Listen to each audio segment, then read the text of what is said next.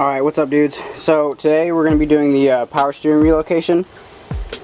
The reason being is this tank right here, I don't know if you can see it, yeah. The intercooler piping goes right through here, and this completely blocks the path of the intercooler piping. So I'm going to relocate the bottle to right here. So first things first, I got to get everything off, which is going to take a little bit. So I'm going to get this intake off, which by the way, if you're wondering, don't set up your intake like this because it doesn't make power. Like each 90 degree adds 5 feet. The piping, blah blah blah, don't do it. It doesn't make your car faster. Anyway, I'm going to take this off, take off the power steering pump and the AC compressor, drain the power steering, and then we can get the hoses made and the fittings and everything. So I'm going to start by getting the intake off. Alright, so the power steering pump is out, AC compressor is still in there.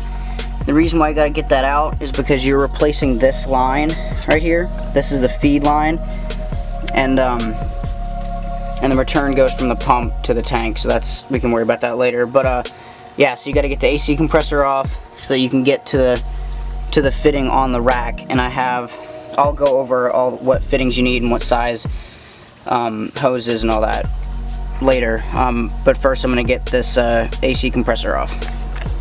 Alright, so the AC compressor bracket is now dropped, which means that I should be able to get to that fitting down there. But anyway, so right now I'm going to go over all the stuff you need for this project. You don't necessarily need this nice of a tank. I went and bought it just because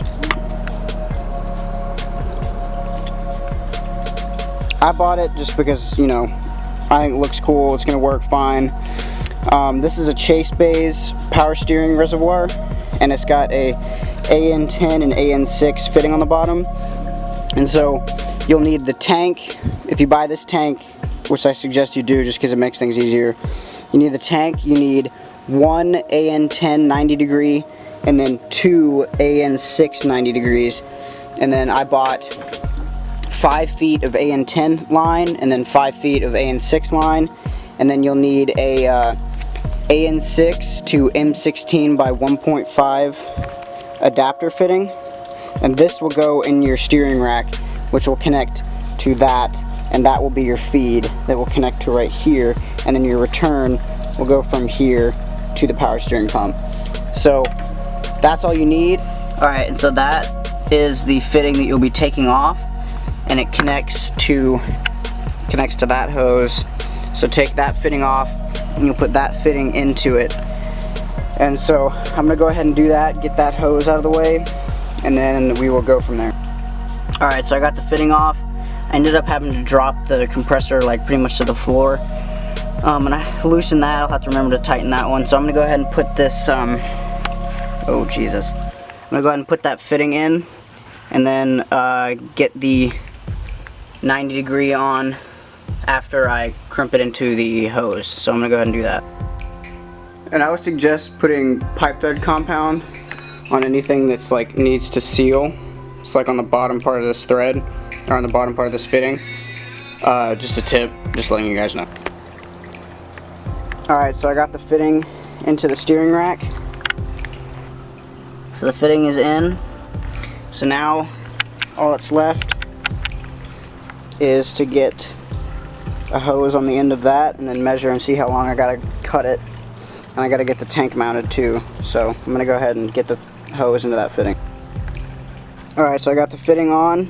So what we're gonna do now is I'm gonna go thread it onto the steering rack and measure how far it needs to be to get to the tank, which will be mounted right here.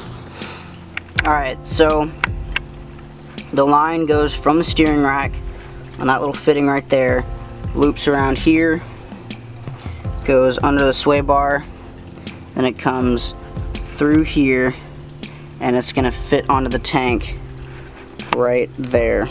Now what I gotta do is get the tank mounted, and then I can get the feed done, and then the return is gonna be super easy, and this whole project's done. So I'm gonna start by getting the tank mounted, and then we can get the feed line done. Alright guys, so this is day 2 of the power steering relocation. So I got the tank mounted. So here's how I mounted it. I just got the bracket, I cut the top of it off, I got 2 bolts in there, and I got a few washers in there to kind of extend the tank out so it fits in the hole better.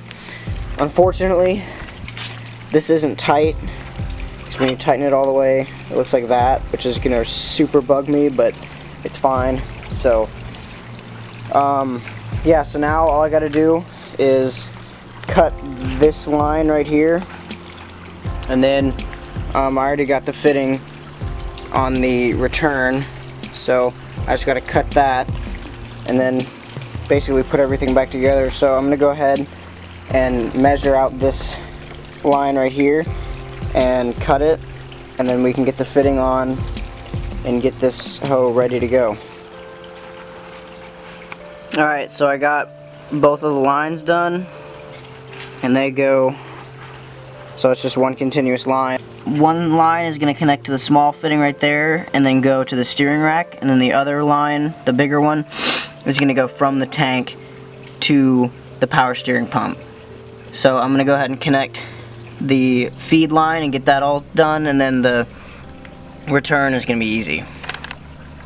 Alright, so I got the line on, it's connected to the tank, then it goes around here between the sway bar mount and then into the steering rack right there. So now all that's left is getting the return line on to the tank, and then put the power steering pump on and get it fitted, and then after that we just got to fill it up with fluid and test it and make sure it doesn't leak. Alright, so there's the 2 lines. They're all hooked up, ready to go. That's why I like, because people always ask me like why I do everything in this AN braided line, but I mean, like, dude, come on, look at that. Like, is that not clean? Anyway, yeah, so now all I gotta do is put the pump back on, trim this return line, and then I can fill it up with fluid and test it out and make sure it works.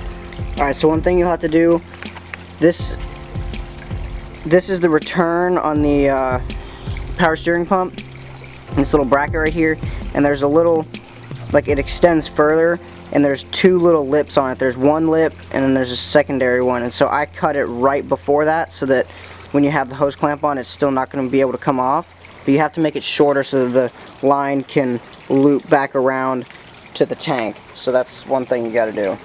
Alright, so it's done. I routed the line under the coolant hose, and then it just goes through here and then connects to the tank just like that. So yeah, dude, that's how you do it.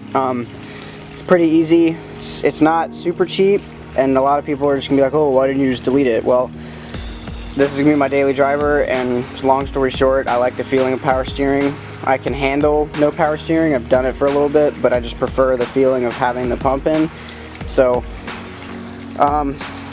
yeah, so that's what I came up with, and now that way I can run my intercooler piping and have a straight shot just through there. So yeah, so that's how I did it. And if you have any questions or anything, drop a comment down and I'll reply to it. And yeah, I'll see you guys in the next one.